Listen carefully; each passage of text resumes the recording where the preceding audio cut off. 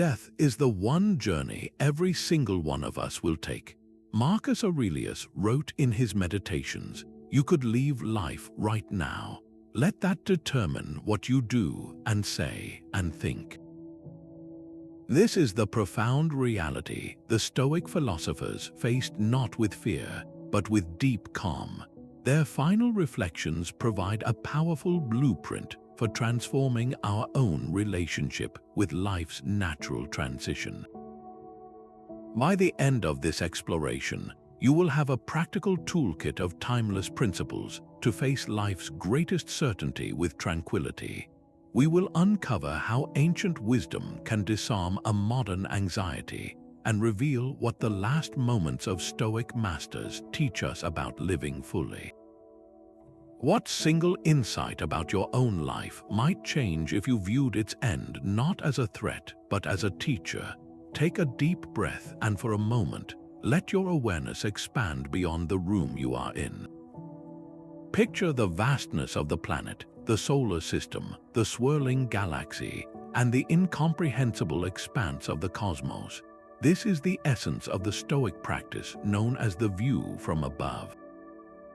It is a deliberate mental exercise, a way of shifting your perspective to see your life from a cosmic vantage point. From this great height, your daily worries, your personal triumphs, and even your deepest concerns appear as small parts of a vast, interconnected, and orderly whole. The Stoics believed that truly understanding your place in this grand scheme was the first step toward tranquility.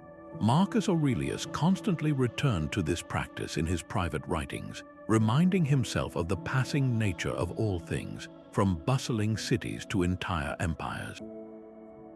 He wrote of how quickly all is absorbed back into the endless cycle of existence. How can you fear the close of a single, brief chapter when you are contemplating the entire story of the universe? This perspective does not diminish your life, but rather frames it within its proper context. The anxiety surrounding our own transitions often stems from a sense of isolation and exaggerated importance. The view from above dissolves that illusion, replacing it with a profound sense of connection to the natural order. Everything that has a beginning has an ending, and this is not a flaw, but a feature of a beautiful and rational cosmos. The next time you feel a knot of concern about life's impermanence, try this simple exercise. Close your eyes and mentally zoom out. See your life not as an isolated event, but as a small yet integral part of an ancient and ongoing cosmic process. How does the sheer scale of 1 billion stars and 1 billion years change the weight you place on your own few decades?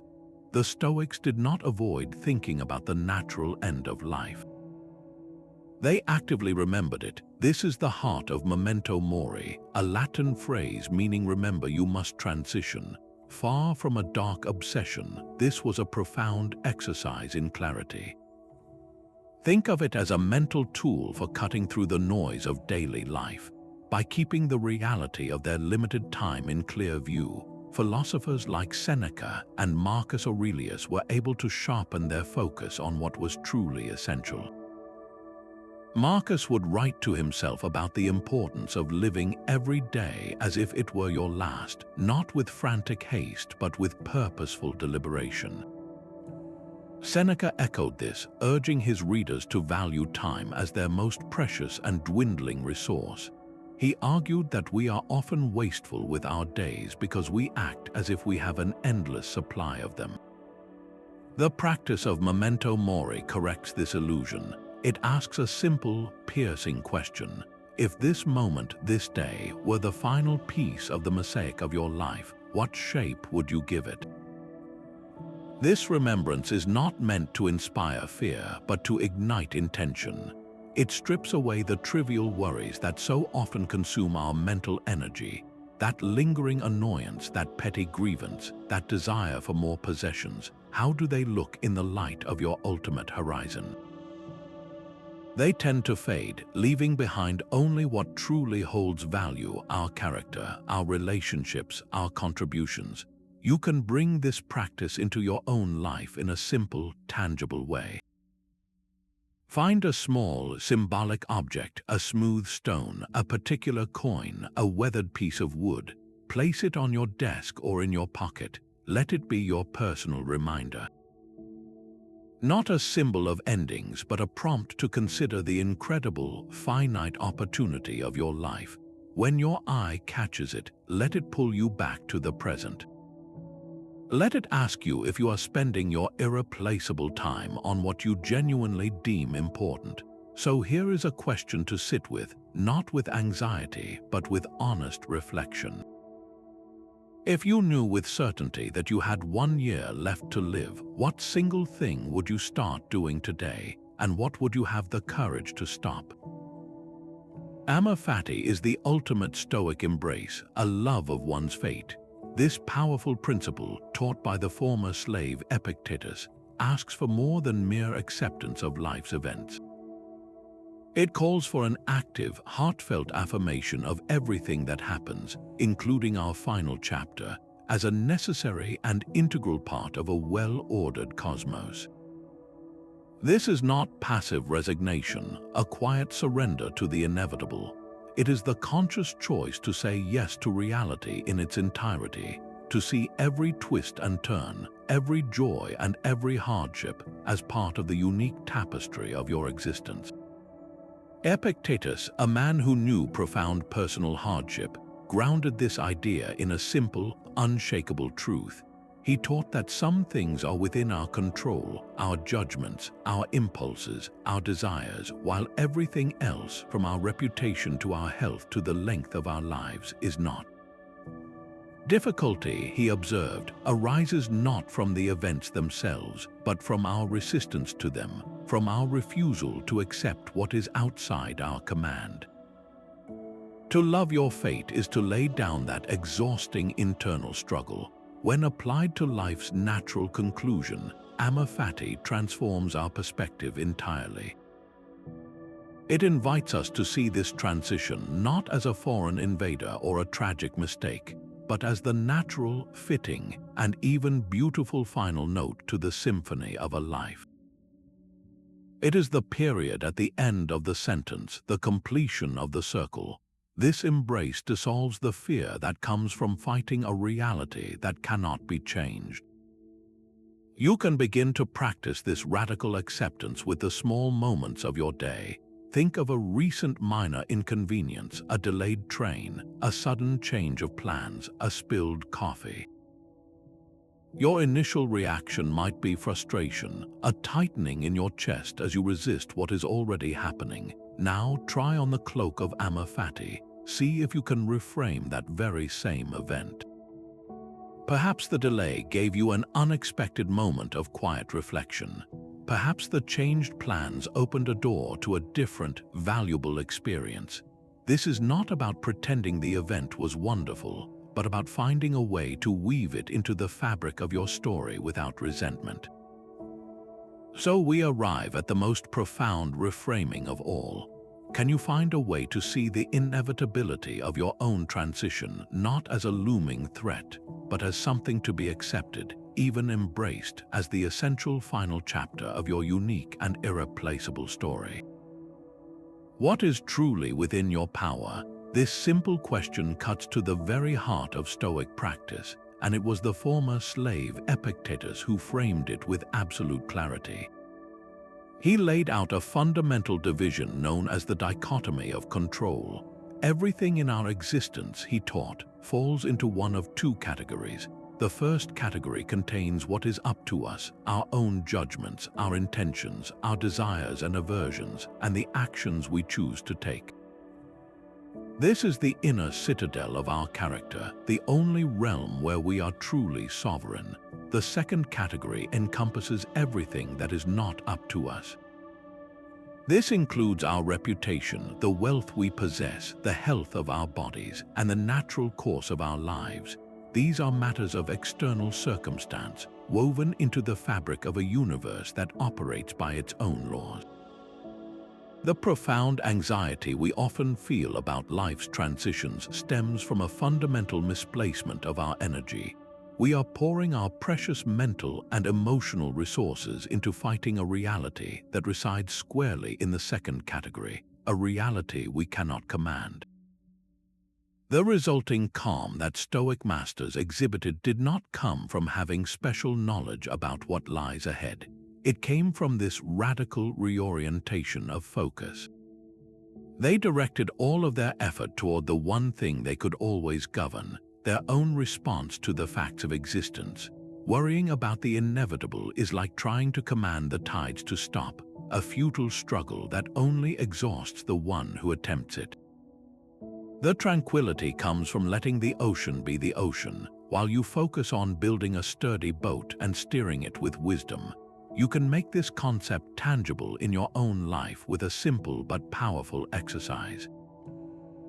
Take a piece of paper and draw a line down the center. On one side, write the heading, "What I control." Here, you will list things like my effort, my honesty, my attitude today, the compassion I show others. On the other side, write what I do not control. This list will include the weather, the opinions of others, traffic delays, and the natural span of my physical being. The act of physically writing this down creates a visual and mental shift.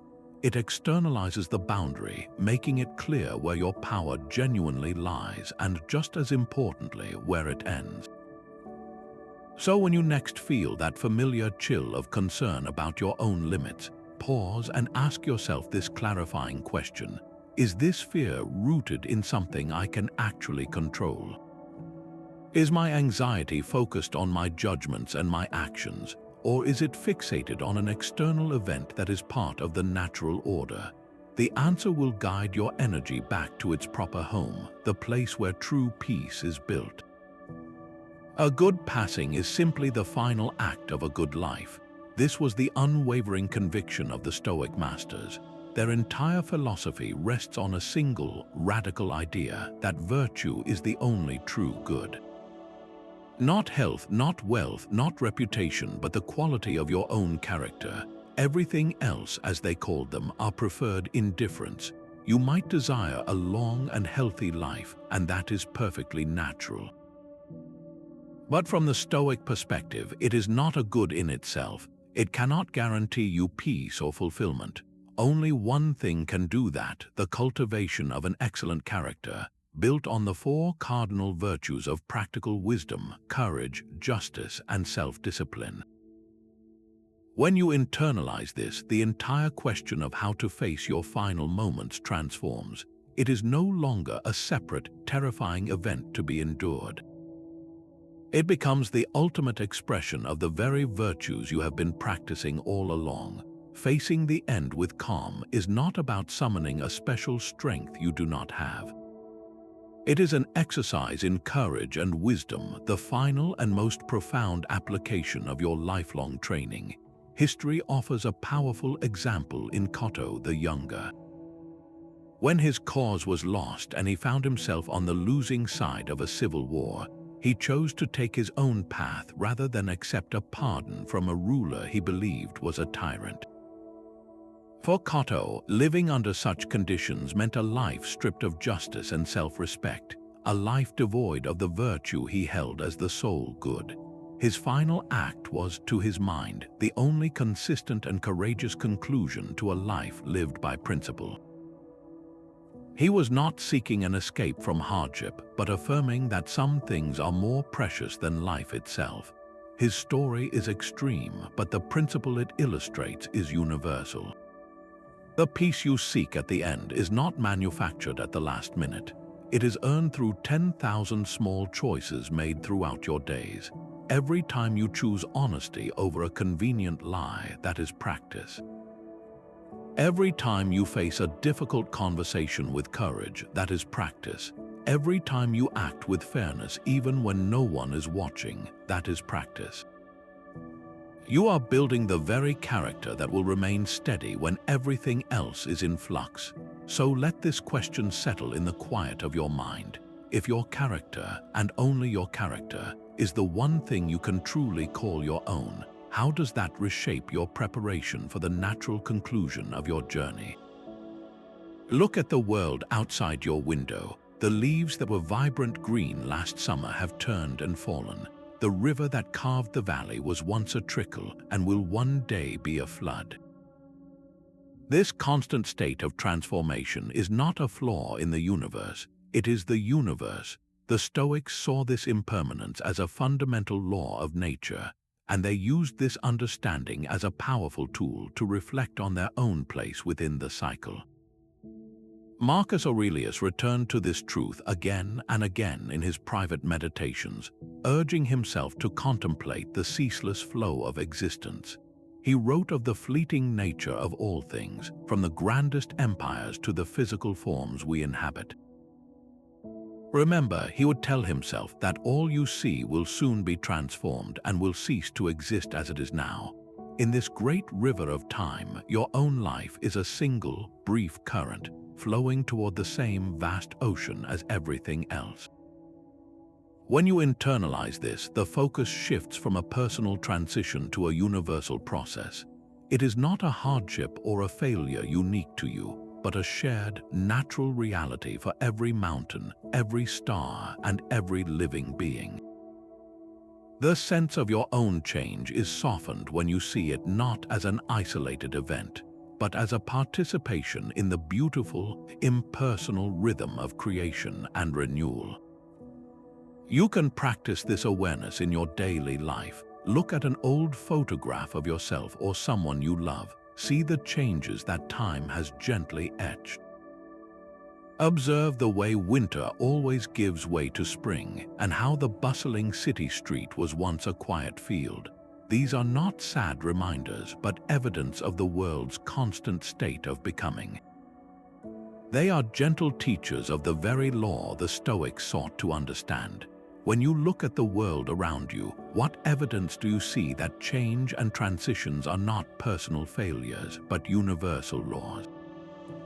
What if you actively imagined life without the things you hold dear?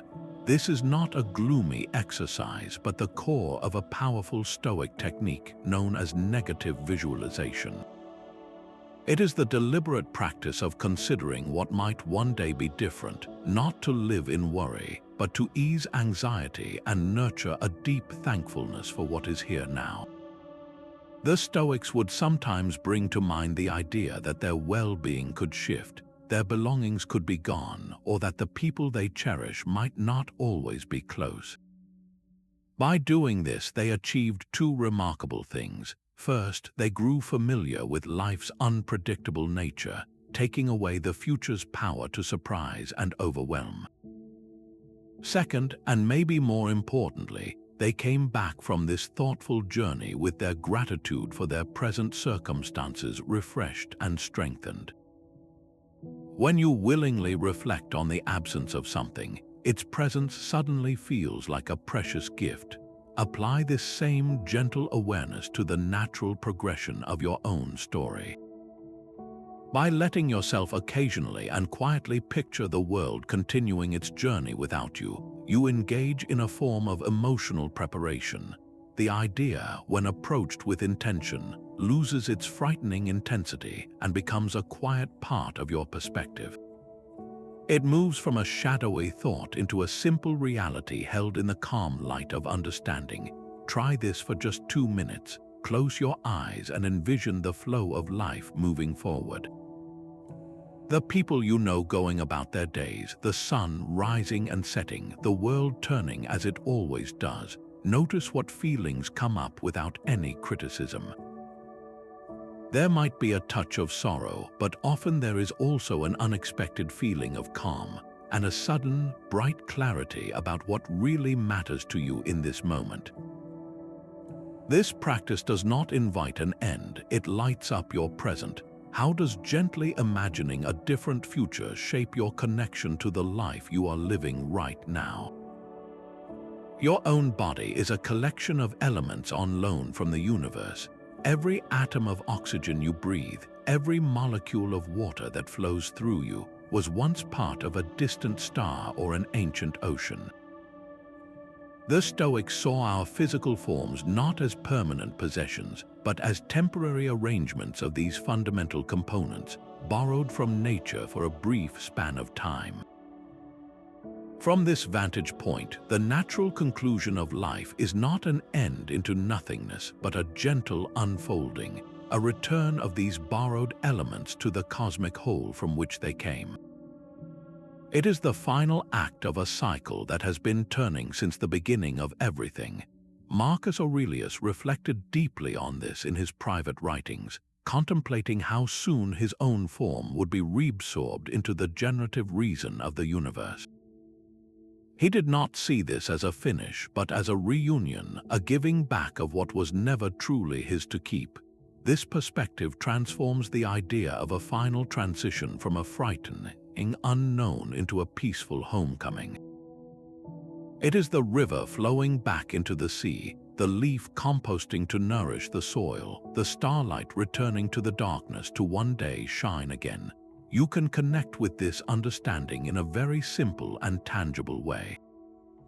Go outside and find a quiet place in nature. Sit beneath a tree and place your hand on the earth. Feel the solidity of the ground, the coolness of the soil.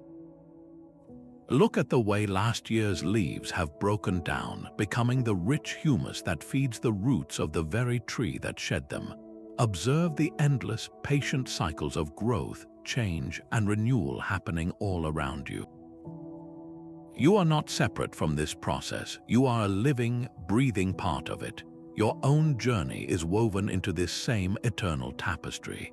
If you could truly see your physical self as a beautiful, temporary constellation of stardust, how would that gentle truth reshape your feelings about its eventual and natural return?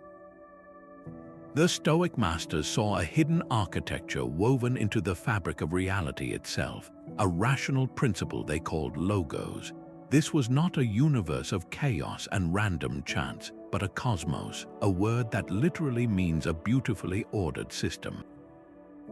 They perceived a kind of benevolent intelligence operating through all things, from the predictable orbits of the planets to the changing of the seasons, and even the course of a human life. To trust in this providence was to believe that everything, without exception, happens for a reason that serves the whole, even if our limited perspective cannot grasp what that reason might be. The philosopher Cleans captured this profound trust in his hymn to Zeus, writing, "Not a single thing takes place upon the earth without you, God. In your ruling, all the reason of the world is ordered." For a Stoic, this trust was the final piece of the puzzle. If you genuinely believe you are part of a coherent and benevolent whole, then the natural conclusion of your individual journey cannot be a mistake or a tragedy. It is a necessary and purposeful transition within a grand design far greater than yourself. Your final moment is not an accident, but a deliberate fold in the tapestry, essential to the beauty and completion of the entire piece. This belief transforms anxiety into a quiet surrender. It is the difference between a leaf torn by a storm and a leaf released from the branch in the perfect timing of autumn. Both fall, but one does so with the grace of belonging to a cycle it understands and trusts. You can cultivate this sense of trust by simply observing the intricate order in the world around you. Watch how a flock of birds moves as one entity, how a seed knows to sprout toward the sun, how the human body heals a minor cut without any conscious command. These are not random events, they are expressions of a deep, underlying intelligence. If you truly believed in your heart, that your own life and its natural resting place were part of this same coherent, benevolent whole, how would that quiet assurance begin to soften the sharp edges of your anxiety about the future? The question of what lies beyond our final breath has occupied human thought for thousands of years. Yet the Stoic masters approached this profound mystery with a remarkable and liberating sense of calm. They were largely agnostic on the details, with some, like Marcus Aurelius, envisioning a temporary, impersonal state where the soul would be reabsorbed into the cosmic logos, much like a drop of water returning to the ocean. The precise nature of this transition, however, was not their primary concern. They classified the entire subject of what may follow life as an indifferent, a matter outside their control, and therefore irrelevant to the true goal of living with virtue and facing the end with tranquility. The Roman philosopher Seneca articulated this stance with striking clarity in his letters. He dismissed endless speculation about what comes next as a pointless distraction, writing that it is foolish to fear the long night when a peaceful sleep is greeted with joy. For the Stoic, a good life was its own ultimate reward, and a good passing was its natural conclusion.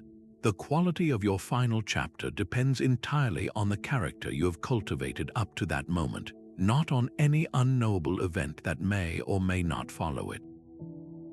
This perspective invites a powerful shift in focus. Instead of pouring your finite mental energy into solving an unsolvable puzzle about the future, you are called to invest it in the one thing you can truly shape: your actions and your integrity right now.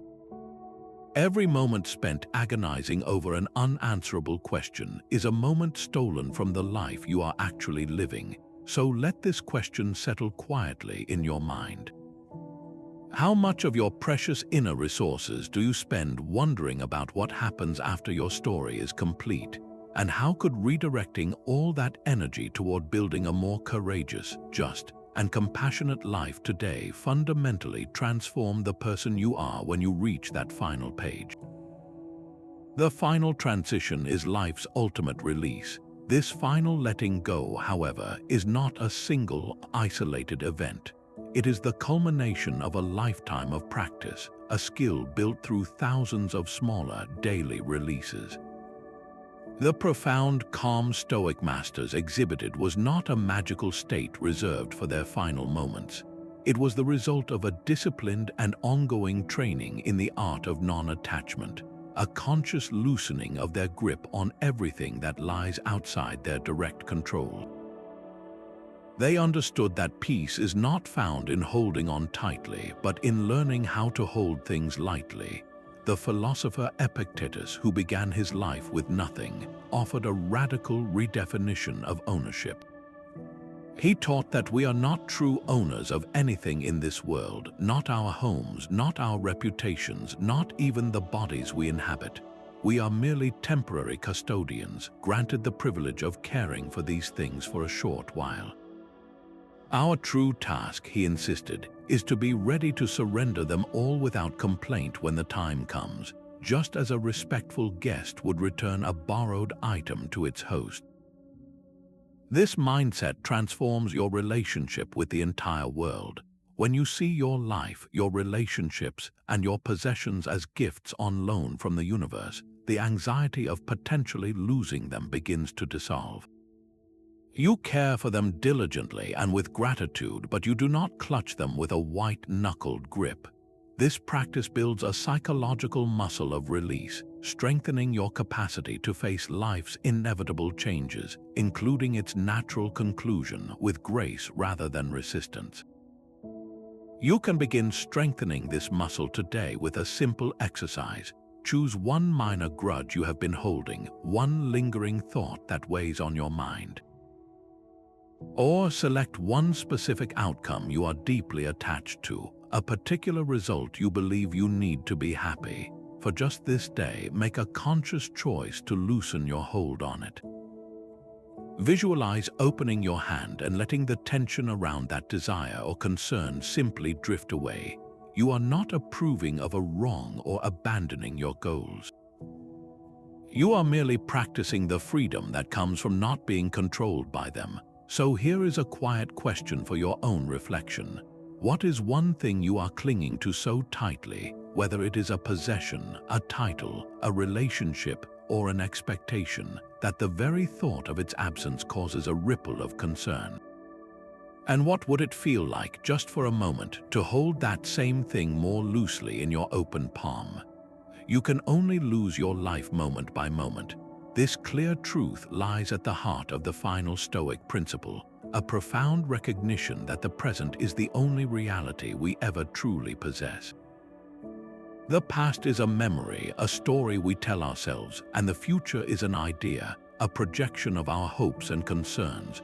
The great unease surrounding our natural journey is almost never about the present, because in the present moment you are still here, still breathing, still alive.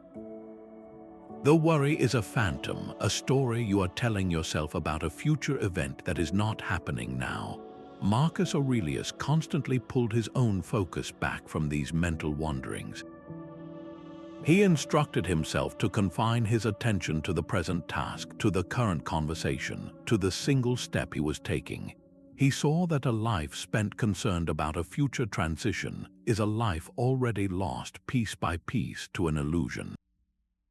By anchoring your awareness firmly in the now, you pull the foundation out from under that fear. It has nowhere to stand because it does not exist in your current reality. You can practice this anchoring with a simple exercise. For just 1 minute, let everything else fall away. Close your eyes if you wish and bring your full attention to the sensation of your breath. Feel the cool air entering your body and the slightly warmer air leaving. Notice the gentle rise and fall of your chest or the movement in your abdomen. There is no past in this breath and no future. There is only this single, complete cycle happening right now. Your mind will wander, and that is perfectly normal. When it does, just gently guide it back to the breath without any criticism. This is not a meditation to empty your mind, but a training to inhabit your life. So when you next feel that cool wave of concern about your own limits, pause and ask yourself this clarifying question. Is this anxiety actually about this present moment, or is it about an imagined future one? The answer will always guide you back to the only place where life is ever actually lived. Courage is not a shield against fear, but a choice made in its presence. It is the quiet judgment that something else holds greater value than the instinct to retreat. For the Stoic philosophers, this virtue was the master key for facing life's ultimate transition. Courage is one of the 4 cardinal pillars of Stoic character, and meeting the natural end of life with calm represents its most profound application. This is not about eradicating the primal impulse for self-preservation, but about allowing your reasoned mind to gently master that impulse. A peaceful passing is in essence a courageous act, a final affirmation that your principles are more significant than the fear of non-existence. The Stoics looked to the example of Socrates, who faced his own end with remarkable serenity. After being sentenced, he drank the ceremonial cup without drama or complaint, engaging in philosophical conversation with his friends until the very last moments. His calm was not a denial of his situation, but a powerful demonstration of his belief that a good soul is more important than a prolonged life. He showed that when reason is in command, even the most daunting threshold can be crossed with dignity. You do not build this capacity for courage in a single moment. It is forged through 10,000 small, daily decisions. Every time you choose to speak a difficult truth, to apologize for a mistake, or to attempt something that stretches your abilities, you are performing a repetition in the gym of your character. Each small act of bravery strengthens the psychological muscle you will one day rely upon for life's final challenge. These are not separate events, but a continuous training regimen for the soul. So let this question rest with you as you move through your day. What single, small act of courage can you perform today? An act that strengthens the core of your character for all of life's trials, including the very last one. Mortality is the single thread woven through every human life, from the most powerful emperor to the most forgotten soul. The Stoics saw this universality not as a cause for despair, but as the ultimate source of perspective. When you feel singled out by the prospect of your own ending, the sheer commonness of this experience across all of history serves as a powerful corrective. It cannot be a personal injustice if it is a universal law, a natural condition of existence shared by every person who has ever drawn breath. This understanding actively dismantles the feeling of being uniquely singled out by a reality that, in truth, shows no favorites. The philosopher Seneca offered this very comfort to a grieving friend named Marcia. He urged her to lift her eyes from her own deep sorrow and to see the endless procession of humanity, a vast crowd where every single member has faced or will face a similar transition. He reminded her that an unbroken chain of generations, a line stretching back to the dawn of time, has already completed this journey. Your own ancestors for countless generations, each lived a life filled with their own unique joys and struggles, and each one, without exception, eventually laid down their burdens. This is not a dark thought, but a humbling and connecting one. You are not walking a path no one has ever walked before. You are following in the footsteps of billions, and billions will follow in yours. This shared destiny fosters a profound sense of common humanity, replacing self-pity with a quiet solidarity. So take a moment and let this question settle in. Knowing with certainty that every single person you have ever admired, every person you have ever disliked, and every person you have ever loved will one day share this same universal experience, does that make your own journey feel less like a solitary burden and more like a shared human passage? Gratitude is the quiet recognition of a gift received. The Stoic masters understood that a heart filled with thankfulness for the life already lived has little room left for the fear of its natural conclusion. This is not a superficial practice of counting blessings during easy times. It is a profound, daily realignment of perspective, a conscious acknowledgement of the sheer, improbable gift of existence itself, regardless of its eventual length. When you are genuinely thankful for the experience, the focus shifts powerfully from the quantity of days you have left to the immeasurable quality of the life you have already been given. Marcus Aurelius exemplified this in his private writings, meticulously listing the things for which he was grateful. His lists went far beyond simple comforts. He expressed thanks for his grandfather's good character, for the brother who showed him honesty, and even for the difficult and obstructive people he encountered, recognizing that they were his teachers in patience and understanding. He was practicing a gratitude that embraced the entire tapestry of his life, the dark threads as well as the bright ones, seeing all of it as essential to the person he had become. You can cultivate this transformative outlook through a simple nightly ritual. Just before sleep, take a moment with a journal, or even just in the quiet of your own mind, and acknowledge 3 specific things from your day. Make one of them the simple, profound gift of having experienced that day at all, the gift of another sunrise and sunset. This practice does not ignore life's hardships, but it reframes your entire existence as a singular, precious opportunity rather than a possession to be clutched. So as you finish this day, let this question settle in the space between your thoughts.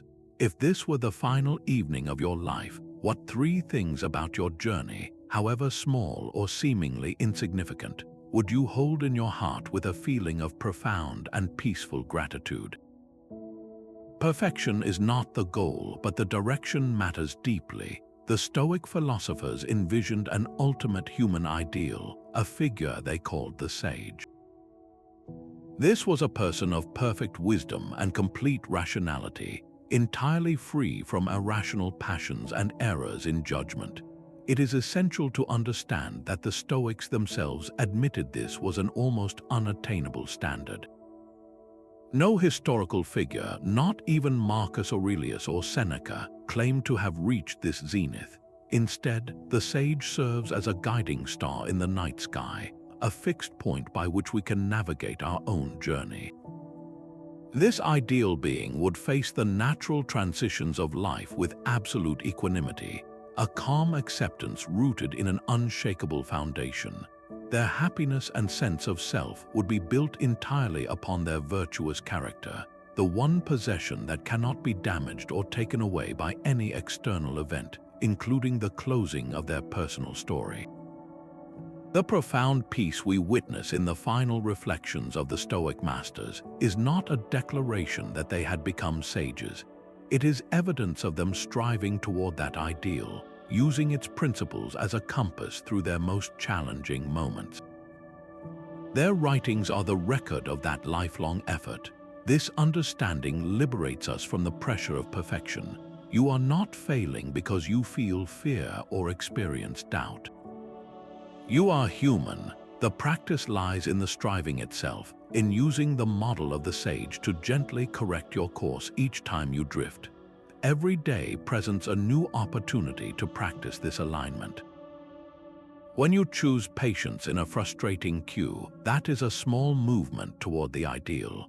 When you respond to criticism with reason instead of anger, that is another step. When you reflect on your own impermanence without panic, you are exercising the very muscle the sage would possess in full. So do not be discouraged by the distance to the horizon. The value is in the walking. What one quality of the Stoic sage, perhaps their profound calm or their unwavering integrity, do you most wish to cultivate in your own approach to life's inevitable challenges, starting from this very day? Your mind does not have to accept every thought that arrives at its door. This is the core of the Stoic Discipline of Assent, a powerful mental practice taught by Epictetus. He instructed his students that when an impression, especially a concerning one, first strikes you, do not automatically agree with it. Do not let it carry you away. Instead, pause and say to yourself, you are just an impression and not necessarily the thing you claim to be. Then examine it carefully and decide, based on reason, whether you should give it your assent, your belief. This is the critical space between a triggering event and your reaction, the birthplace of your freedom. When the thought of your own transition surfaces, it often appears not as a simple fact, but wrapped in a narrative of concern, change, and uncertainty. The initial impression might suggest that this is a catastrophe. The discipline of assent gives you the tools to unwrap that package. You can look at the thought calmly and grant your assent only to what is true and undeniable.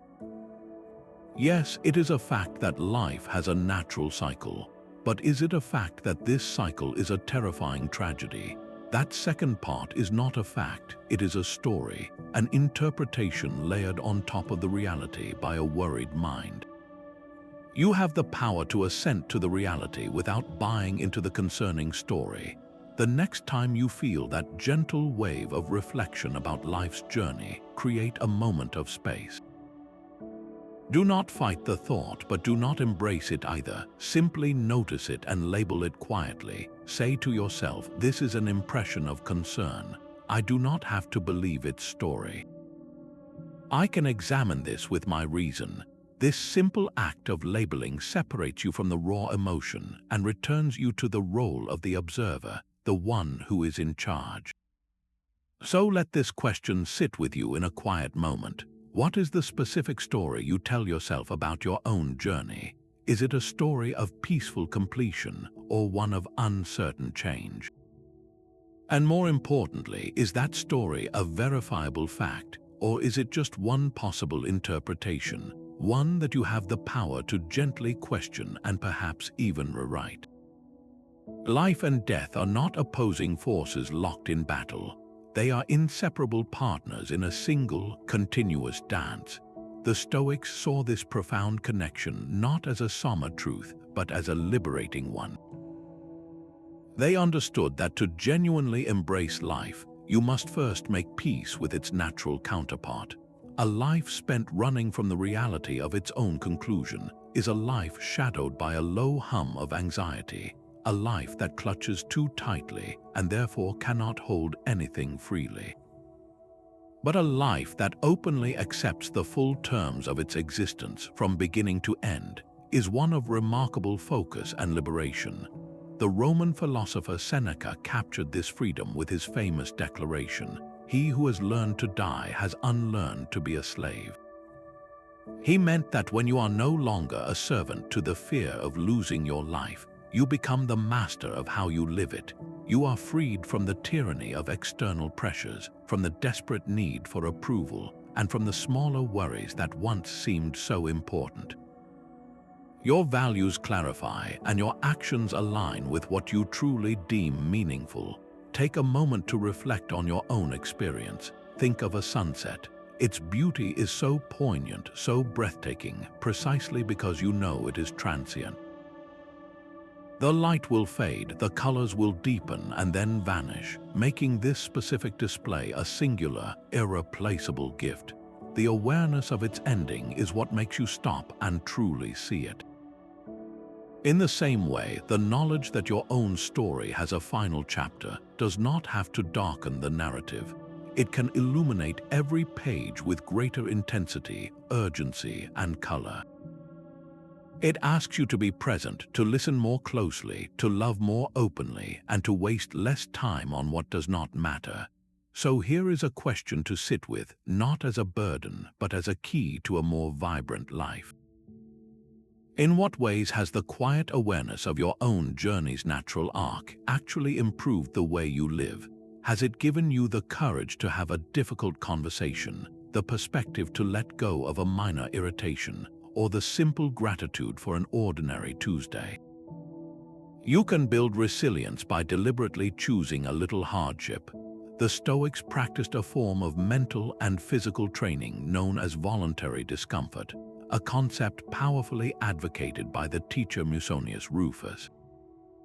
This is not about punishing yourself or seeking out pain for its own sake.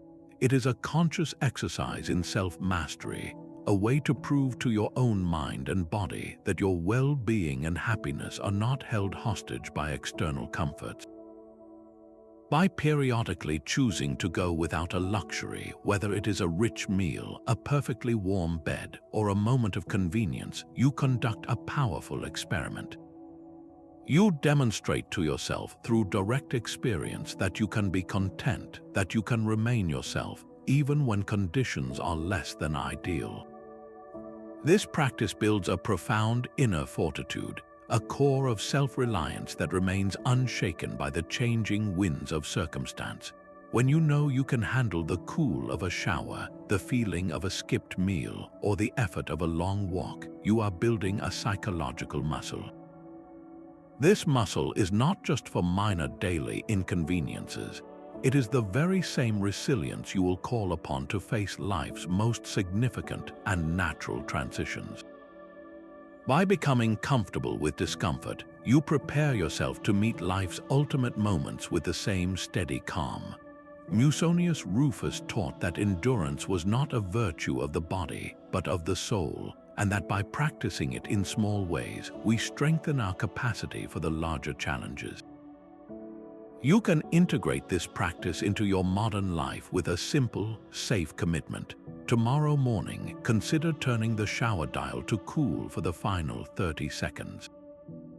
Or decide to skip a single meal, not with resentment, but with the conscious intention of observing your own strength. Notice the initial resistance, and then notice the quiet confidence that follows when you realize you are perfectly okay. What minor comfort could you voluntarily go without today to strengthen your inner resilience and prove your independence from the conditions outside your control?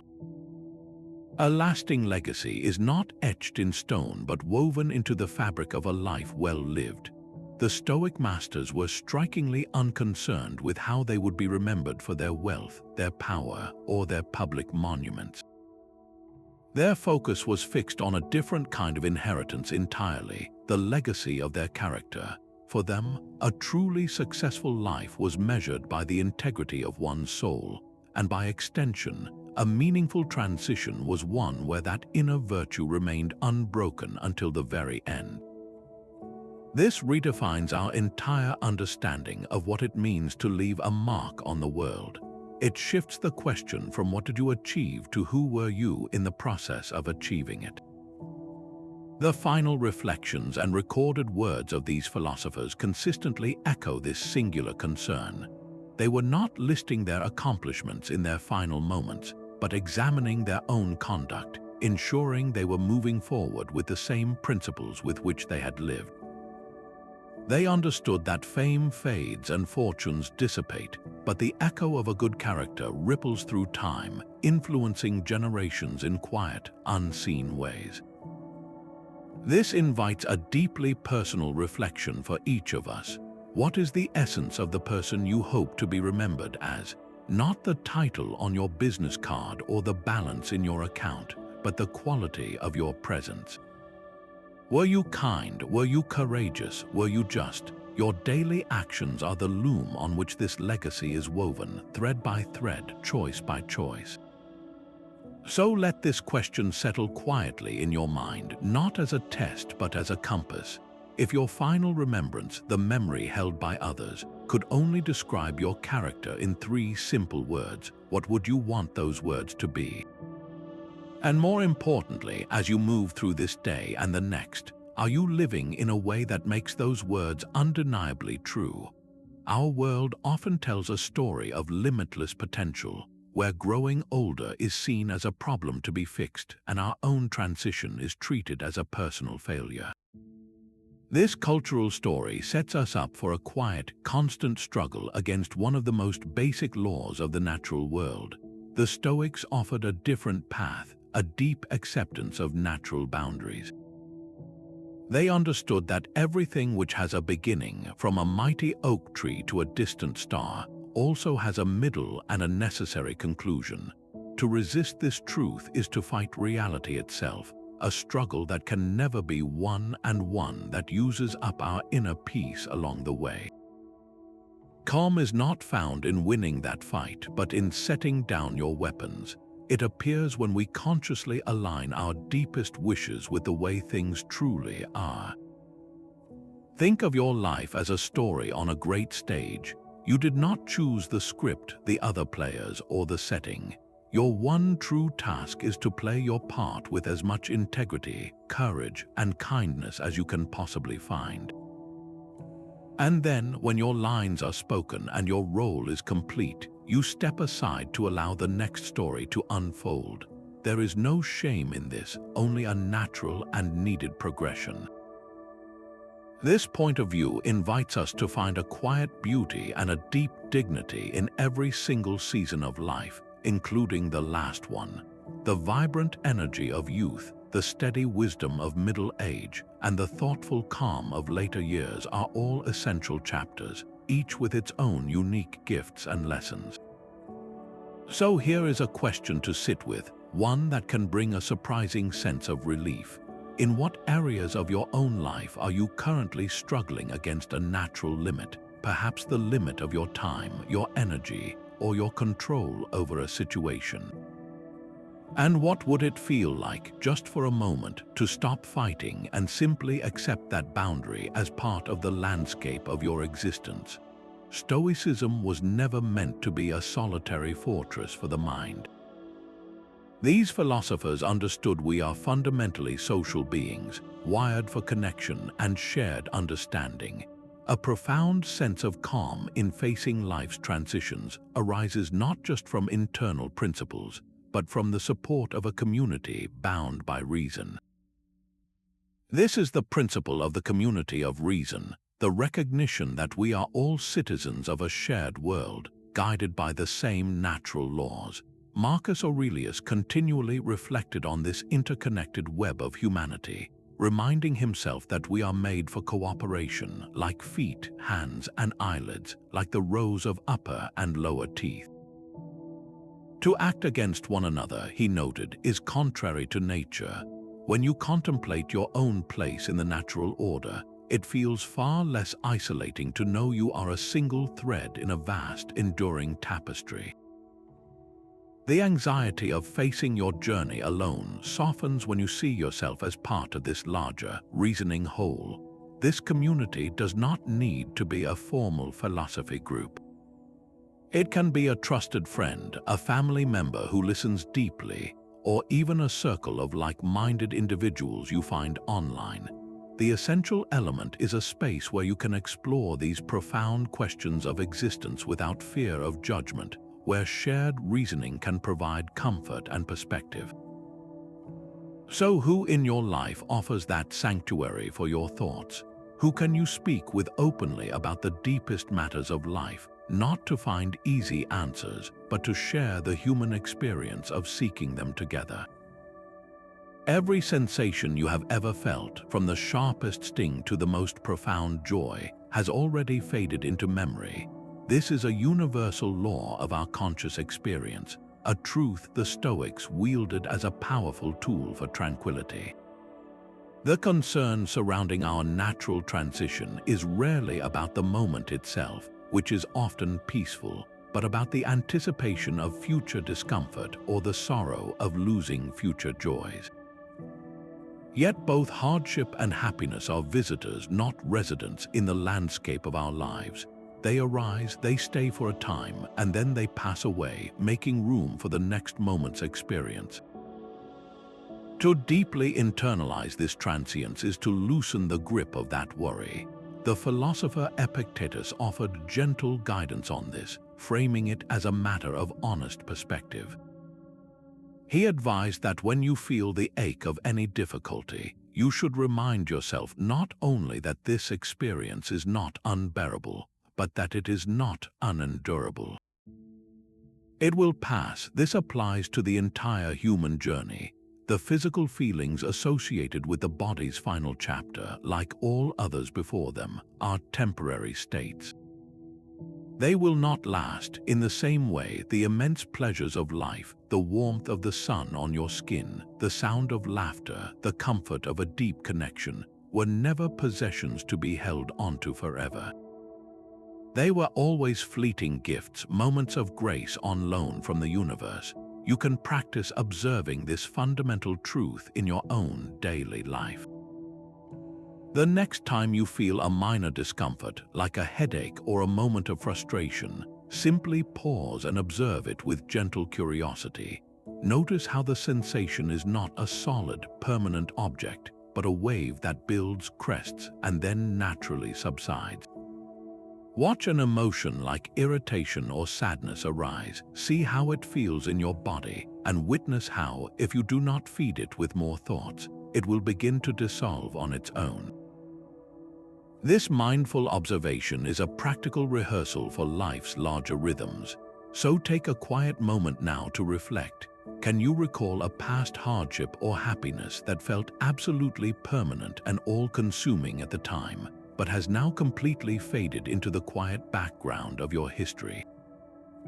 The heartache that once felt like it would never ease, the triumph that seemed to define your entire future. How does the memory of that impermanence inform your view of the experience of your own final transition? The person who has made peace with their own transition is the freest person alive. This is the ultimate Stoic paradox, a source of strength that seems to emerge from the very thing we most often fear. When you have fully accepted the natural and universal conclusion of your journey, you are suddenly liberated from a hidden master that governs countless daily choices, the fear of losing what you have. This is not a cold emptiness or a denial of life's value. It is the opposite, a profound and active liberation that allows you to engage with the world on your own terms, guided by principle rather than controlled by apprehension. Think of the immense energy you expend managing risks to your reputation, your security, and your comfort. So much of this effort is rooted in a deeper, unspoken anxiety about preserving the conditions of your existence. But what if you had already made peace with the ultimate condition? The Stoic figures who embodied this freedom were not reckless, they were radically responsible. Their courage and integrity, like that of Socrates or Cato, flowed from this foundational acceptance. They could speak truth to power, stand by their convictions, and live with unwavering justice because the final consequence, the loss of life itself, no longer held them hostage. Their peace was the solid ground from which true courage could grow. This mindset invites a powerful and personal inquiry. If the fear of your own transition were completely removed, not as a thought experiment but as a lived reality in your heart, what one thing would you dare to do or be that you are currently holding back from? Would you finally leave the unfulfilling job, speak your authentic truth in a strained relationship, or commit fully to a creative dream you have been postponing? The answer does not point toward a dramatic exit, but toward a more vibrant and courageous way of living. It reveals the invisible fences you have built for yourself and hands you the key to the gate. Each evening offers a quiet rehearsal for life's final letting go. This is the heart of the Stoic ritual known as the evening review, a daily practice of reflection and release that Seneca described with great care. He saw it as a time to examine the entire day, to call your actions before the court of your own conscience. Where did you stumble? Where did you act with courage? It was a deliberate closing of the books on the day that was, a conscious act of setting it down so you could step into the night unburdened.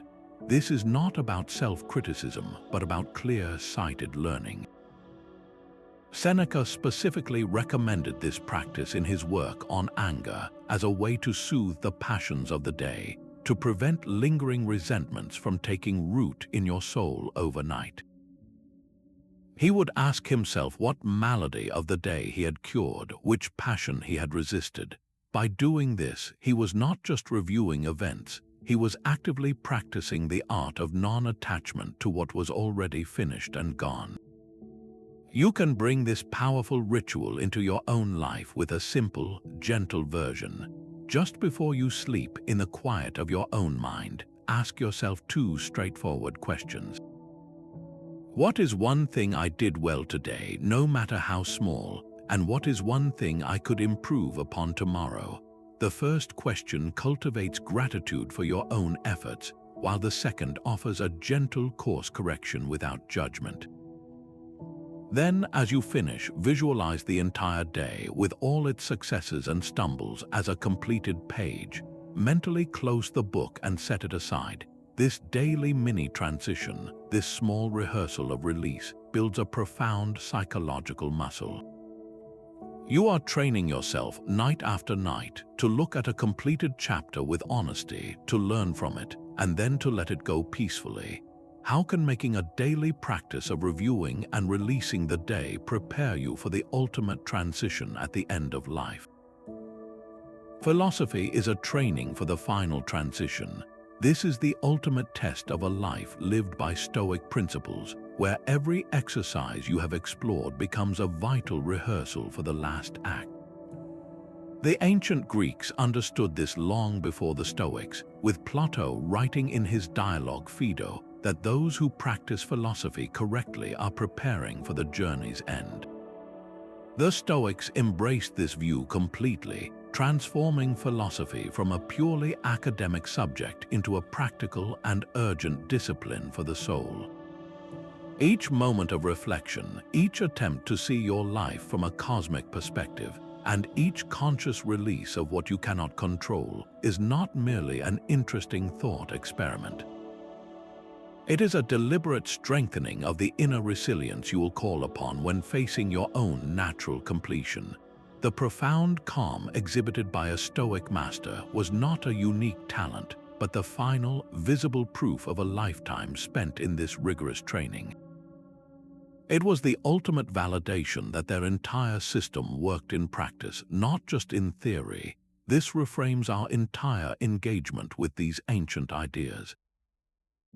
It invites us to see our daily practice of Stoic principles not as a casual hobby or an intellectual curiosity, but as the most essential training we can undertake for the most significant moment we will ever face.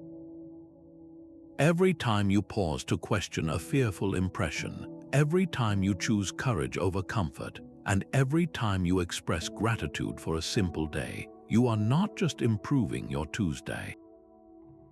You are actively preparing for the final examination of a lifetime. So let this question settle deeply into your approach to each day. If you viewed your daily practice of these principles as a direct and essential preparation for your own peaceful transition, how would that awareness transform the seriousness, the focus, and the profound intention you bring to it? A calm passing is not a final performance, but the quiet closing of a book you have been writing your entire life. Every principle we have explored, from the cosmic perspective of the view from above to the daily practice of the evening review, points toward this single truth. Your final tranquility is not an isolated event, but the natural and earned result of a life lived with virtue, clear perspective, and a deep acceptance of reality. The powerful tools of Memento Mori remind you to infuse your days with purpose. Amor Fati teaches you to embrace every chapter of your unique story, and the Dichotomy of Control returns your energy again and again to the only place it can ever be effective, your own inner citadel of character.